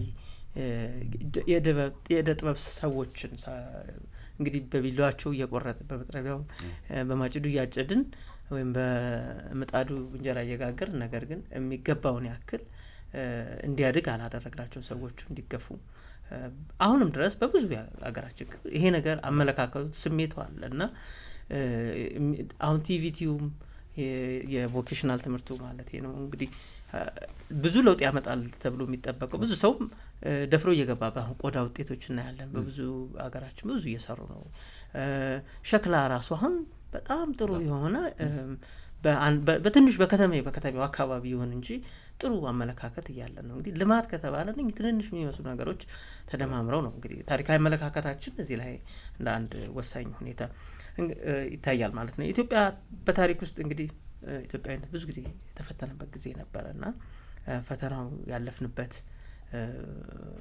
መንገድ ብዙ ነገር ሊያስተምረን ይችላል እና እስኪ ኢትዮጵያዊነት የተፈተነበትን መንገድ መቼ ነው የተፈተነው? እንዴት ሳለፍ ነው? ለመጪው ጊዜስ እንዴት ትምህርት ሊሆነን ይችላል? ኢትዮጵያዊነት መቼም እንደ ሀገርም እንደ ኢትዮጵያዊም እንግዲህ በየወቅቱ የነበረው ኢትዮጵያዊ ዜጋ የተፈተነበት እንደው ብዙ እንትኖች አሉ። አሁን ኢትዮጵያዊነት እንግዲህ ዝም ብሎ ዜግነትም ሳይሆን ራሱ ማህበራዊ ስሪታችን፣ ባህላችን፣ ማንነታችን የቀረጸው ታሪካችን ሌላውም አንድ ላይ ሆኖ ነው ኢትዮጵያዊነት እንጂ ዜግነትም አይደለም። ዝም ብሎ ዜግነት ብቻ አይደለም ኢትዮጵያዊነት። አሜሪካዊነት መቼም ዝም ብሎ የአሜሪካ ፓስፖርት መያዝ አይደለም። ኢትዮጵያዊነትም እንደዚያ ነው። የኛ እንኳን እንደውም ዜጋ የምትባለው ቃል በኋላ ነው ህገ መንግስቱ ሲቋቋም ነው ማነው ህገ መንግስቱ ለመጀመሪያ ጊዜ ሲረቀቅና ሲጸድቅ ነው እንጂ ዜጋ ማለት እንደውም ድሃ ማለት ነበር በወትሮ። በሬ የሌለው መሬት የሌለው ምንም የሌለው ጉልበቱን ብቻ የሚሸጥ ቀንጃ የሚገባ እሱን ነው ዜጋ የሚባለው። ከዛ ነው ዜጋ የእንትና ዜጋ ይባላል አሁን ራሱ ሲወሰድ ማለት ነው። እና ክፉ ቀን ሲመጣ አንዳንድ ጊዜ ምን ያደርጋል ይሄኛው ደጃዝማች ዜጋዬን አንተ ጋር ቆይልኝ እባክህ ክፉ ቀን እስኪያልፍ በኋላ አብልቻ ጠጥቻ አልመልስም ይመጣና ብዙ እንትኖች አሉ። እና ዜግነት የምትለዋ ነገር ራሷ በኋላ የመጣች ናት። ሶ ኢትዮጵያዊነት ስንል መቼም ዜግነት ብቻ እንዳልሆነ ሁላችንም የምናውቀው ነው አይደለም? እኔ እናንተ አድማጭና ተመልካቹ የሚያውቀው ነው።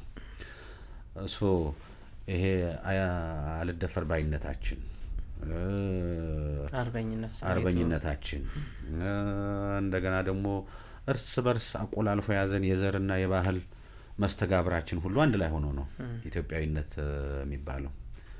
ስለዚህ ኢትዮጵያም እንደ ሀገር ኢትዮጵያዊነትም እንደዚህ መቼ ተፈተነ ብንል በተለይ ይሄ ከወራሪዎች ጋር ተያይዞ አንዳንድ ጊዜ ደግሞ ከኛው ሀገር ከሚመነጩት ጋር ነው። የመጀመሪያው ትልቁ ፈተና የነበረ እንግዲህ የውስጡ ያን ያክል ብዙ እንትን ስለማይል ይሄ የባጼ ሰርጸ ድንግል አንስቶ እስከ ሱስንዮስ የነበረው ዘመን ነው። ያ ምንድነው? የካቶሊክ ሚስዮናውያን መጣውበት የነበረ እነዚህ ጀስዊቶቹ ማለት ነው። ኢየሱሳውያን መጣው ለምንድን ነው ቢባል ማንነትንና ያንን ኢትዮጵያዊ እሴት የመቀየር እንቅስቃሴ ነው የተጀመረ። ሃይማኖታዊ እንትን አለው ግን ባህላዊ ገጽታ አለው። መጀመሪያ ሃይማኖትን ለማለት ባህሉን ማስተው ነው። እምነታችሁም እምነት አይደለም፣ እንደዚህ አታድርጉ ብዙ ተሞከረ። የሃይማኖት ጉባኤዎችም ተካሄዱ እና ትምህርቱንም የመቀየር ነገር መጣ በአብዛኛው ነገር ማለት ነው። ያ ምንድነው? ወደ አውሮፓ እንትን ባህል የመውሰድ ይሄኛው ሀገር ደግሞ ወደ አውሮፓ ከወሰድ ነው በቃ እዚህ ህንድም የትም ላለን ሀገር ጥሩ ነው የሚሆነው። የህዝብ ብዛትም ስላለው ምን ስላለው ፖርቹጋል ያኔ ትንሽ አይደለች መቼም እንትን ነው። እሱ ትልቅ ፈተና ነበር። ዝም ብሎ ሰው የሚያየው ካቶሊኮች ሁለት ባህሪ ይላሉ ምናምን እንትን ኦርቶዶክስ አንድ ባህሪ ይላል። የባህሉ ፓርቲ ይበዛል እዚህ ላይ የሚበላው የሚከለከለው የሚፈቀደው ጾሙን ምኑን የባህል አስፔክቱን የባህሉን ፓርቲ ሱማ መጨረሻ ሲያሸነፉት በዛ አይደለም ወይ እንጂ ከሰርጸ ድንግል ጊዜ ጀምሮ እኮ የኦርቶዶክስ ካህናትና እንትኖች ይከራከራሉ። አንድ ባህሪ ነው ኦርቶዶክስ በዚህ ይላል፣ ካቶሊኮቹ በዛ ሁለት ባህሪ ነው ይላሉ። ለተራው ዜጋ ሁለት ባህሪ አንድ ባህሪ አይገባውም። መጨረሻ ላይ ነው አልፎንሶ ሜንዴዝ የሚባለው መጥቶ መገረዝ የለም ታቦቱ እንደገና እኔ ባርከው እንደውም አያስፈልግም አሳማ ብሉ እንዴ ጾም ምናምን የለም አቡነ ተክለ ሃይማኖት የሚባል ጻድቅ የለም አይከበርም ምናምን። አሁን ገባው ሆን ብሎ ተነሳ እና ዞር በሉልን አለ። ካቶሊኮቹን ሁሉ አባረረ። እንደዛ ነው የሆነው። ሱስንዮስ ላይም አመጽ የበረታው በዚያ ነው። ያ ትልቅ ፈተና የነበረ ምንድነው? የለም ሀገሪቱን እንዳለ የመቀየር ሃይማኖት እንቅስቃሴ ብቻ አልነበረም። ትልቅ አንድምታ የነበረው እንትን ነው። እሱ አንድ እንትን ነው። ከዛ በኋላ እንግዲህ ትልቅ ውጥንቅጥ የገባንበት ዘመን ይሄ የዘመነ መሳፍንቱ ነው። ዘመነ መሳፍንት ላይ መቼም ያልተደረገ ነገር የለም። አንደኛ ኢትዮጵያ ውስጥ የተሰሩ ግፎች ሁሉ የቋንጃ መቅረጡም አይን ማውጣቱም ምኑም የተፈጠረ ያለ ለምን ቢባል ስርዓት ጠፋ። ንጉስ ሲኖር እኮ አንዳንድ ጊዜ ስርዓት ይኖራል፣ ያ ስርዓትም ይከበራል። የዘመነ መሳፍንት ባላባት ምንድነው? ትንሹም ይሁን ትልቁ ማለት ነው ይሄን አደርግልሃለሁ ባለ ሀገር የተመዘበረበት እንደዛ አይነት ጊዜ የለም። እንደውም ጎጃም አንድ ራስ መርድ የሚሏቸው ነበሩ። ትንሽ ሞክረው ነበር የድሮውን ስርዓት። ባለ ሀገር ቤት ለምሳሌ ተሰሪ ሁነህ ትገባለህ አይደለም እንዴ? ስትገባ ጠላ ነው የሚፈቀድልህ። ከዛ ዶሮ ረድ በግረድ ምናምን አትችልም። ያለውን እንጀራውን በወጥ በልተን ነው የምትመጥለው። ወታደራቸውን ገበሬው ቤት ሲያስገቡ ማለት ነው ተሰሪ። የዘመነ መሳፍንት በሬም አሳርዶ ይበላል፣ ማንም አይነካውም። 20 ይሉትም ደግሞ ለምን በነጋታው ጥሏቸው ለሌላው ይገባላ። እና የኢትዮጵያዊነት ኖርም የጠፋበት ሰው ለሰው ማዘን ያቆመበት የቤተ ክርስቲያን ስርዓት የሃይማኖት የእምነት ስርዓት በሙስሊምም በክርስቲያንም በኩል የቆመበት በቃ ይሄ በዘመነ መሳፍንት ላይ ትልቁ ምንድነው? ፍዳ የበላ ባላገር እና መጨረሻ ላይ ምን ማድረግ ጀመረ? ባላገር ሆኖ እና ገበሬ ሆኖ ሲዘረፍ ከመኖር ወታደር ሆኖ መዝረፍ ይሻላል ብሎ ስለዚህ ወታደርነት ተወስዷል ማለት ነው። ትልቅ በቃ በሸዋም በለው በየትም በለው ሰሜን ኢትዮጵያ በተለይ ይሄ ስርዓት ጠፍቶ ኢትዮጵያዊነት ትልቅ አደጋ ላይ የገባበት ሀገረ መንግስቱም በቃ ትልቅ ፈተና ላይ የገባበት ዘመን ነው። ከዛ እንግዲህ የጣሊያን ነው የ5 ዓመቱ ወረራ በድል ባይጠናቀቅ ኖሮ ይሄ ሀገር ይሄን አይነት መልክ አይኖረው። በነገራችን ለሰፈራ ምቹ ነው፣ ደጋ ነው። ከደቡብ አፍሪካ እጥፍ የበለጠ ነጭ ሰፋሪ ነበር እዚህ የሚኖረው። አዝማሚያውም ጥሩ ነው። ጀምሮ ጥሩ ነበር። ወደ ጅማም ወደዚህ ጎንደር ዳባት አካባቢ ምን እንሞክራለን ብለው ነበር እና በምንም ታምር ብትወስደው ማለት ነው አንደኛ በመጨፍጨፉም ይቀጥሉበታል፣ ማስፈሩም ይቀጥሉበታል። ይሄኔ እኔም አንተም ልንኖርም እንችላለን። ብንኖር ደግሞ ወይ ጆቫኒ ወይ ምናምን ነው ሆነው እኔ እናንተ እንጂ እንትን የለም። እና ያ ትልቅ እንግዲህ ኮሎኒያሊዝም ሲመጣ ቅኝ ግዛት ዝም ብሎ የመበዝበዙን ነው ሰው የሚያስበው። ማህበራዊ ስሪትህን ማህበራዊ ስልቦናህን አናግቶት ብትቆይም ማለት ነው ሰርቫይቭ ብታደርግም ያን አናግቶት ከኢኮኖሚ ውጭ አድርጎ ሌላ ሀገር ፈጥሮ ነው እንትን የሚለው። አልጄሪያ ብቻ ናት ለምሳሌ አፍሪካ ላይ በጣም እንትን ያለችው። አልጄሪያ ለምን ቢባል እንግዲህ የነሱ ትግል በጣም የጫፍ የምርር ሆነ። አንድ ፈረንሳይ እዚህ አልፈልግም ነው ያለው። አንድ ፈረንሳይ ሁሉም ለቀፉታል። እንደዛ በመሆኑ ነው አሁን የነሱ ትንሽ ፖለቲካቸው ከእንትን ጋር ይሄ ሰፋሪ እንትን ቀኝ ገዢ ነበር ምናምን ሞሮኮ ላይ አለ፣ ቱኒዚያ ስሜቱ አለ። እነሱ ላይ ለየት ያለ ሞሮኮ ላይ እንትን ናቸው ብዙም እንትን አይደሉም፣ ግን ማኔጅ አድርገውታል።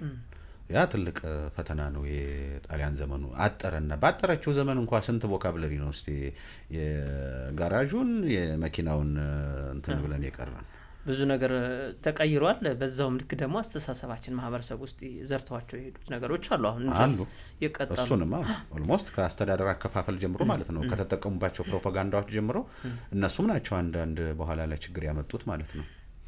እሱ አንድ ነው። አሁን የትምህርት ስርዓቱ እስከ 4ኛ ክፍል ነው። እስከ 4ኛ ክፍል ሲባል እንዳሁኑ በ5 አመት ገብታ አይደለም። በነገራችን ላይ 12 15 አመት ያላቸው ናቸው የሚገቡት። 3 ከ4 አመት ቋንቋና ቴክኒክ ነው የሚያስፈልጉት ለራሳቸው የሚያስፈልጉት። ከዛ በኋላ ደንቁር ምንም የሚፈልጉት ነገር የለም። እሱ አለ። የአንድ ትልቅ ፈተና ነው። ከዛ ውጪ ከተማሪዎች ንቅናቄ ጀምሮ እስከ አሁን እስከ ለውጡ ድረስ ያለው ነው ትልቅ የኢትዮጵያ ፈተና ነበር። የተማሪዎች ንቅናቄ በአነሳሱ የሚመሰገን ነው። ኢትዮጵያ ማደግ አለባት ነው። ግን ተጨባጭ ሁኔታውን ተመልክተዋል ወይ ነው አሁን ከዋለልኝ መኮንን ጽሁፍ ጀምሮ ማለት ነው። ብሔር ምንድን ነው መጀመሪያ ላይ በኢትዮጵያ ኮንቴክስት ምንድን ነው? የመደብ ጥያቄና የብሔር ጥያቄ ይላሉ።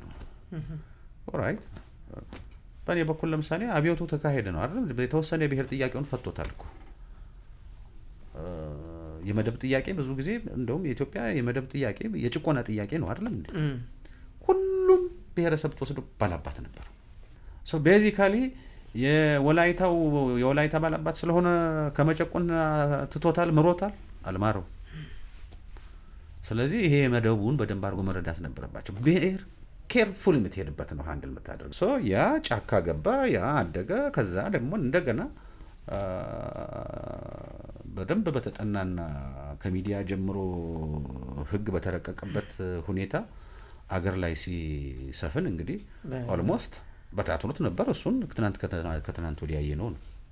ኦልሞስት ከምንም ጊዜ ገጥሟት ማያውቅ ፈተና ነው ሀገሪቱም የገጠማት። ኢትዮጵያዊነትም በዛ ምክንያት ነው። ያኔም ሲፈተን ቆየ፣ አሁንም እየተፈተነ ያለው በዛው ምክንያት ነው።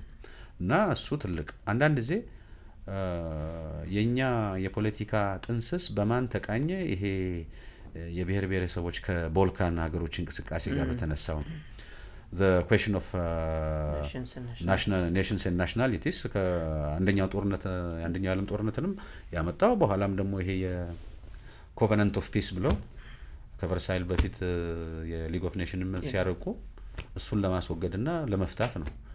ሶ ያንን ነው ወደኛ ዳይሬክትሊ መጣና ልክ መያዣ መጨበጫ በሌለው ሁኔታ ብሔርን የሚገልጸው ጋቢና ዶሮ ወጥ ሆኖ ቁጭ ሲል ማለት ነው። ከዛ ያለፈ ነገር ይሄ በጣም እጅግ እንትን ጥንቃቄ የጎደለው ብስለትም የጎደለው የፖለቲካ አካሄድ ነበር። ከዛ በላይ አሁንም ትቶት ያለፈው ነገር ገና ፈታኝ ነው።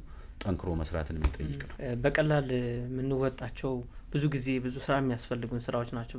በዚህ ረገድ የብሔረ ኢትዮጵያዊነትና ኢትዮጵያን ጥቅም እንደውም በአንድ ወቅት እኮ ኢትዮጵያዊ ስሜት እንዳይኖር ኢትዮጵያዊ መገለጫ ናቸው ተብለው የሚታሰቡ ማህበረሰቡ በየቀን ተቀን ህይወቱ የሚገልጻቸው ስሜቶችን ሁሉ ተከልክሎ የነበሩበት አስቸጋሪ ዘመን ነበር። ከጣሊያን ዘመን በምንም የሚተናነስ አይደለም። በነገራችን ላይ ጣሊያን የኢትዮጵያ የሀገሪቱን ወግ ባህል የሚቀር እንትን የሚለው ከአዝማሪ ጀምሮ ፕራንት ነው የከለከለው። እዚያም እንደዛው ነው። በቃ ማቅራራት እንትን ነው፣ መፎከር ሌላ ነው። ስለ ኢትዮጵያ መዘመር እና እንትን ማለት የብሔራዊ መዝሙር በአግባብ አለመዘመር፣ የወታደር ዩኒፎርም በአግባቡ አለመለበስ፣ ይሄ ሁሉ እኮ ነው ኢትዮጵያዊነትን ፈተና ውስጥ የሚጥለው ማለት ነው። በስርዓተ ትምህርት ውስጥ ኢትዮጵያዊነት የሚል ነገርን በምንም ደረጃ ላይ አለማካተት ምንድን ነው የሚፈጥረው? በነገራችን ላይ ነገር ትምህርት ነው ዋናው ደግሞ መሰረቱ። እሱ ትልቅ እንደው ራሱን የቻለ ረጅም የታሪክ ትንተና የሚፈልግ ነው። የባህር በር ጥያቄ ከታሪክ አንጻር እንድናየው ነው። እንግዲህ ባህር በር ማግኘታችን ለጎረቤት ሀገራት ምን ፋይዳ ሊኖረው ይችላል? ምክንያቱም እኛ የምናገኘውን ልማት በሙሉ ሼር እናደርጋለን፣ እናካፍላለን። በመልማት ላይ ነው። ተቋሞቻችንን ስናይ ቀጣናዊ ትስስርን እንዲሳካ የሚያስችሉ መደላድሎችን የሚፈጥሩ ስሜት ያላቸው ናቸው። ቀጣናዊ ንግድና ቀጣናዊ ትስስርን ብናይ ትራንስፖርት ላይ የምንሰራቸው የመሰረተ ልማት ስራዎች ከጎረቤት ሀገሮች ጋር ያሉንን ልማት ትሩፋቶች ሼር የምናጋራበት ሆነው እየተሰሩ ናቸው። ሰላማቸውን በማስከበር ረገድ በደንብ እንሳተፋለን። የባህር በር በማግኘታችን እነኛ ሀገሮች በምን መልኩ ሊጠቀሙ ይችላሉ? እንዴትስ ሊደግፉን ይችላሉ? ባህር በር በማግኘት ረገድ የባህር በር ትልቁ አንድ ኢትዮጵያ እንደ ሀገረ መንግስት ልቁም ካለች እንትኑ አለ። በተለይ ይሄ ህሊናዊ ነገሩ አለ፣ እሱ ስሪቱ አለ፣ ህብረተሰቡ ምኑ ህግ ምናረቀው ምንስማማበት አለ። ሁለተኛ ደግሞ ተጨባጭ ሀብትና ተጨባጭ የሆኑ መገለጫዎች መኖር አለባቸው። ስለዚህ የባህር በር ስንል ለኢትዮጵያ እንደ ሀገረ መንግስት መቆም ትልቁና ዋናው ምሰሶ መሆን አለበት። ከዚህ በፊትም ነበረ ነው። አሁን ባለው ተጨባጭ ሁኔታ ደግሞ እጅግ ወሳኝና አስፈላጊ ነው። የመጀመሪያው ነገር እንደ ኢትዮጵያ ቪክቲም የሆነ ሀገር የለም። በእንደዚህ በምን በራስ የፖለቲካ መሪ ስተት እንዳንለው ደግሞ ይቸግራል። በጣም ምን እንደምንለው ነው ግራ የሚገባው። አሁን ኢትዮጵያ ከቅድመ አክሱም ጀምራ ማለት ነው ይሄ ፑንት የሚለው ስያሜ ግብጾች ሰጠውን በነበረ ጊዜ ጀምሮ ሰፊ የባህር በር ያላት ናት። በአንድ ወቅት ላይ ከዚህ ከሱዋኪም ከሱዳን ዝቅ ብሎ ማለት ነው ከሷ አንስቶ እስከዚህ እስከ ዘይላ አልፎ ድረስ ሁሉ ያንን ሲቆጣጠር የነበረ ነው። አንዳንዴ ደግሞ በተዘዋዋሪ ይቆጣጠሩታል። ምክንያቱም እዛ አካባቢ ያሉት ይከፍላሉ ግብር ለኢትዮጵያውያን፣ ለኢትዮጵያ መንግስትም እንደገና ደግሞ የእቃም አታስወጡም አታስገቡም የኛ ነው ወደው የሚል ነገርም የለም።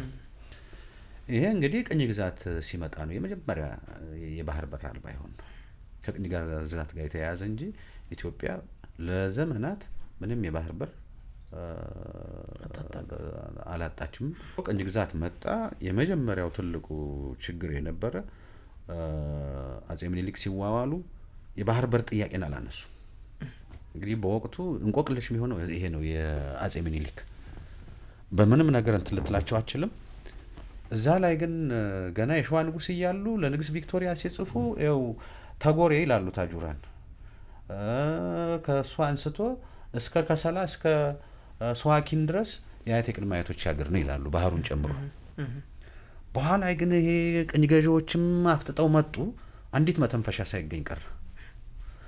ዞሮ በአንድ በኩል የሚነሳው ምንድነው? አይ በኋላም ልጅ ኢያሱ ሀሳባቸው የነበረ ኤርትራን ከጣሊያኖች ለመውሰድ ነው። ይሄ ምክር በውስጥ ለውስጥ ነበረ የሚባል ነገር አለ። እንግዲህ ሰነድ ያልያዘው ነገር እንዴት አድርገን እንትንላለን? ያቺ ናት አንደኛዋ። ሁለተኛ ከዛ በኋላ እንግዲህ ጣሊያን ከወጣ በኋላ ትልቅ ክርክር ነው የተደረገው። ትልቅ ክርክር ተደርጎ ይሄ የተባበሩት መንግስታት ላይ ቀርቦ በፌዴሬሽን ትዋሃድ ተብሎ ተወሰነ። ከተወሰነ በኋላ ኢንኬዝ ያስቀምጣል ደግሞ ውሳኔው በማንኛውም አጋጣሚ ኤርትራ ከኢትዮጵያ የምትገነጠል ከሆነ የኢትዮጵያ የባህር በር የማግኘት መብት የተጠበቀ ነው። ለዛ ደግሞ ምቹ አሰብ ነው የሚለው ይሄ ፕሮቪዥን አለ። ከዛ በኋላ እንግዲህ ረጅም ታሪክ ነው ያለው። የኤርትራ በፌዴሬሽን ተቀላቀለች። ፓርላማው የራሱን ህገ መንግስት ይዞ ኦቶኖሚውን ይዞ ቆየ።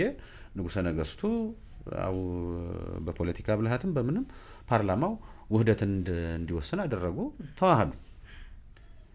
ከዚህ በኋላ እንግዲህ ትልቁ ትንቅት የሚመጣው 1983 ነው። የመጀመሪያ ኤርትራ ለመገንጠል የኢትዮጵያ ኮንሴንትም ያስፈልጋል። የኢትዮጵያ ህዝብ ስምምነትም ያስፈልጋል።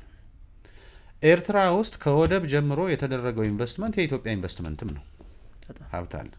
ከሪፋይነሪው ጀምሮ አንድ አውሮፕላን አስመልሰናል። እዛ ከአስመራ ከተያዙት ውስጥ አንድ መኪና ተመልሷል።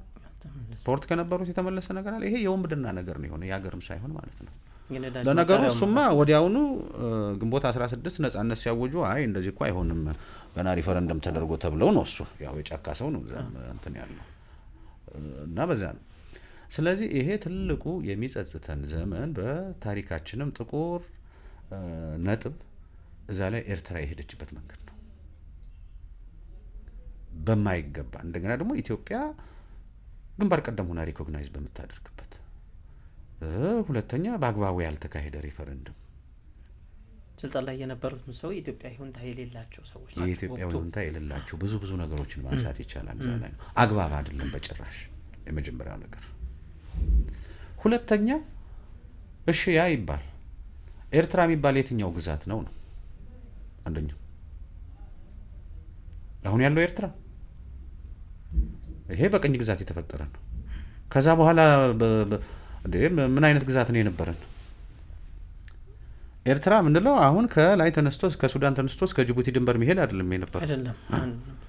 የወሎ ጠቅላይ ግዛት ነበር እናሰብ የወሎ ጠቅላይ ግዛት ነበር። እሺ የመጨረሻውን ደግሞ እንሂድና ደርግ በአዋጅ ያጸደቀው የራስ ገዛ አስተዳደሮች አሉ። አንደኛው የአሰብ ራስ ገዛ አስተዳደር ነው። አንደኛው የኤርትራ ራስ ገዛ አስተዳደር ነው። የኦጋዴን ራስ ገዛ አስተዳደርም አለ።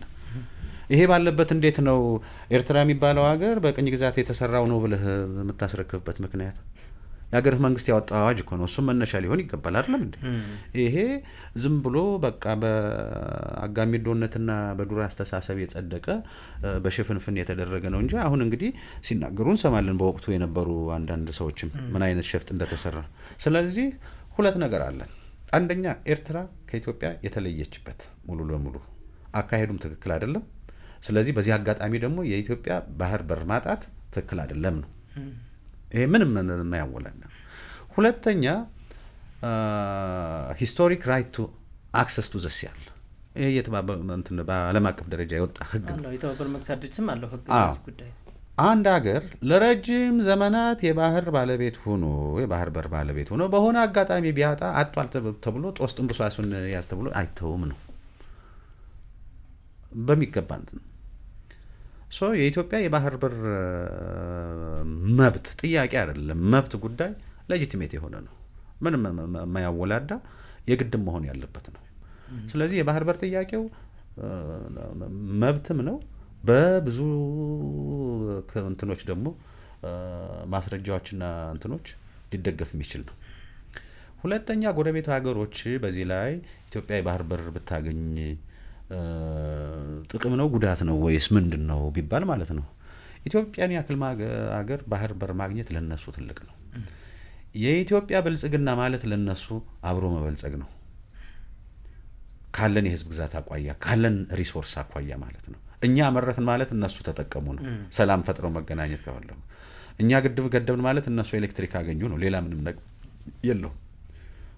የኢትዮጵያን ምን ያክል ፐርሰንቴጅ ነው ጅቡቲ ያላት ኤርትራ ያላት በህዝብ ብዛት ማለት ነው? ሱዳንን እንተው እዛ ጋር ኬንያንም እንደው ዝም ብለን እንተው እና ሶማሊላንድ እና ሶማሊያን እንኳን ብንወስድ ማለት ነው በጣም ትልቅ ሀብት ያለው ሀገር ነው ኢትዮጵያ፣ ገና ያልተነካ።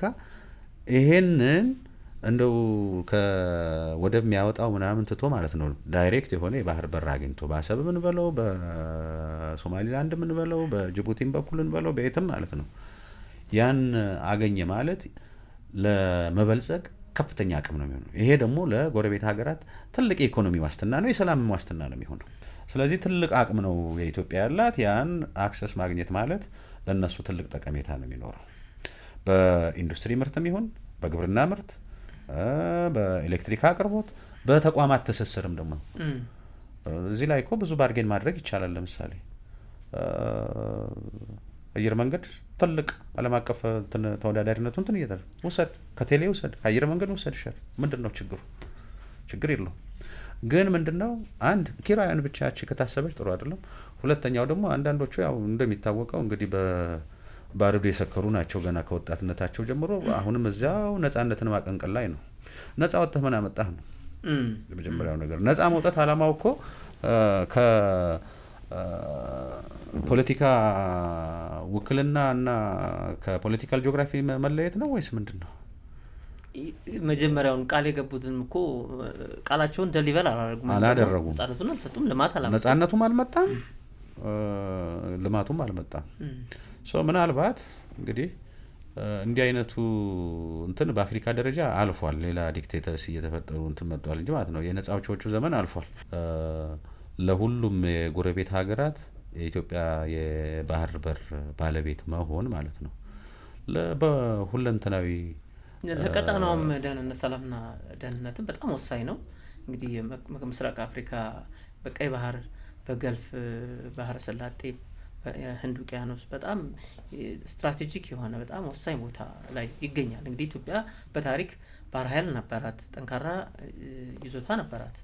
እንደውም ባህር ኃይሉ ራሱ አፈራረሱ ራሱ ወደብ እንዳይኖራት፣ ባህር ኃይል እንዳይኖራት የማድረጉ አንድ አካል ነበረ።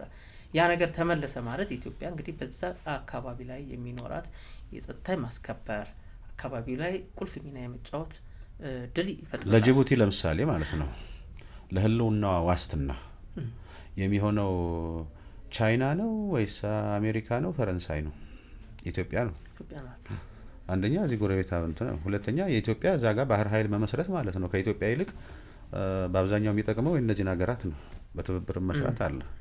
ስለዚህ አካባቢው በጣም ከፍተኛ የባህር ንግድ መስመር ነው። ያንንም ጸጥ ከማድረግ አኳያ የመን የኢጋድ አባል ነው አይደለም እንዴ? እዛ ጋር ያለውን በሰላም ከመፍታት አኳያም ይሄ ነው ትልቁ እንትን የሚለው ማለት ነው።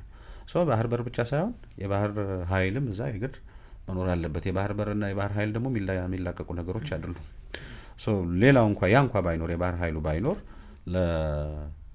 በኖርማል ብናስብ ለኤርትራም፣ ለሶማሊላንድም፣ ለሶማሊያም፣ ለጅቡቲም የኢትዮጵያ መጠንከር ትልቁ ለህልውናቸው ወሳኝነት አለው። አብሮ መስራቱም ይኖራል። ሁለተኛ ደግሞ ዴተረንሱም ይኖራል። በዚህ እንደዚህ ነው አትንካ ብሎ ማስቆም የሚችል ኃይል እንጂ ዝም ብሎ እንደማንም እንትን በትንሽ ወታደራዊ ኃይል ከፖሊስ ባላለፈ አገሩ በሚርመጠመጥ እንትን ትልቅ ኃይል ነው የኢትዮጵያ በሰራዊትም በሚሊተሪ ማለት ነው። የረዳት ፕሮፌሰር አባያሌው ኢትዮጵያን ከታሪክ ጉዳዮች ያቀደሙትንና የአሁኑን ያለውን ሁኔታ አንስተን ቆንጆ ውይይት አደረግን። ስለሰጠህን ጊዜ እጅግ በጣም አመሰግናለሁ። በአድማጭ በተመልካቾቻችን ስም አመሰግናለሁ። ኢፋና ፖድካስት ተከታታዮች ለሀገር የተሰኘው የዛሬው ፕሮግራማችን ይህን ይመስል ነበር። አብራችሁን ስለነበራችሁ እናመሰግናለን። ሰላም ቆዩ።